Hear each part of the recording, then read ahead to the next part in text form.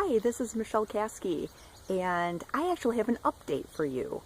If you have been watching my videos, I actually created a video that showed kind of a tutorial of using a DNA test kit, and the one that I happened to get was from myheritage.org, and I kind of went through all the steps of how you would actually use one of these kits and send it back to get your results. Well, guess what? I got my results. This Saturday, my results came in, and some of the information that I received was very surprising to me. Some of it was things that I was expecting. So I'm going to go through my results with you and just kind of give you a little rundown on some of the things that I had an idea about or really knew about, and some of the things that I was shocked about. All right, so first, you actually get a picture, kind of like this, that shows percentages of the different places that you have ancestry from, and then also there is a map that they provide with that shows, because different country boundaries and things have changed over time. They can't tell you for sure you have ancestors from this specific country because maybe because maybe back when they lived in modern day England, it wasn't England at the time or something. So anyway, they give you regions. So not surprisingly, 99.1% of my DNA is from Europe. But I didn't know all of the different places in Europe that my ancestors were from. So first, let's see, Scandinavia. 46.1% of my heritage is from Scandinavia, which is Norway, Sweden, and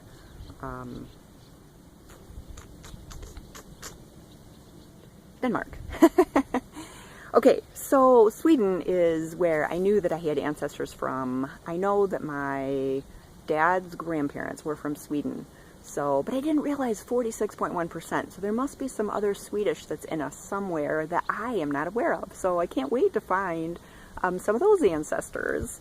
Let's see, North and West European is 29.6%. And they said that's Germany, France area. So I knew that I had German in me from my mom. I found some of those ancestors. But yeah, I think that the fact that it was 30% or almost 30% was a little bit surprising to me. I didn't realize it was quite that high. So then the next one is Irish, Scottish, Welsh, and that was 11.4%. And I have found a couple of people very far back that were from Wales, but certainly not enough to be 11.4%. So I'm going to have to do some digging there. And then the one that really surprised me is English, is only 4%. Now, I have a genealogy website, and I have found a lot of ancestors, even going back to like the 15 and 1600s.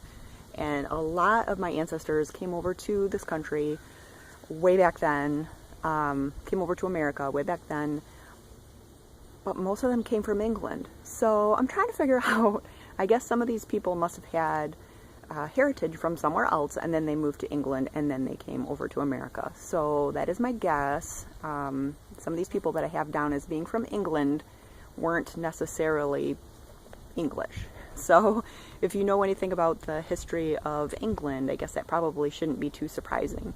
But so that was kind of exciting, and all those things, they're not super surprising, but the next few things were very surprising to me. All right, so the first one is East Europe, and that is 8%. So they said that is Poland, Lithuania, Latvia, Hungary, Belarus, Ukraine, and Romania. I had no idea that I had any ancestors from, you know, Soviet bloc countries, ex-Soviet bloc countries.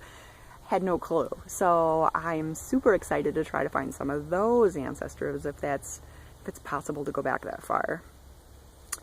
But the even more surprising thing, okay, take a good look here, pretty pale, red hair, I actually have 0.9% that is from North Africa. So those countries are Morocco, Algeria, Tunisia, Libya, and Egypt. Now, I have no clue which of those countries my ancestor would be from, but I just started saying that wouldn't it be fun if I either had ancestors from Morocco, because there is a recipe that I love, Moroccan vegetable soup, and that would be really funny if I had ancestors from Morocco.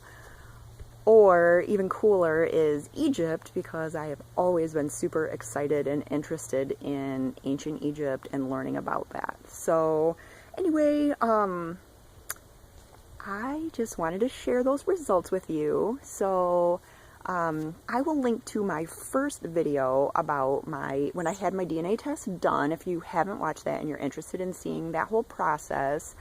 And I will be making another video about this, because I've been doing genealogy for a long time, but I am just starting to learn about these DNA tests and which company you should go through, and like different costs. And apparently there's 3 different types of tests. The one I had done is apparently called an autosomnal test. I'm not sure I'm pronouncing that right.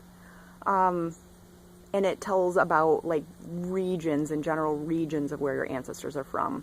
But there are also 2 other tests which are a lot more expensive.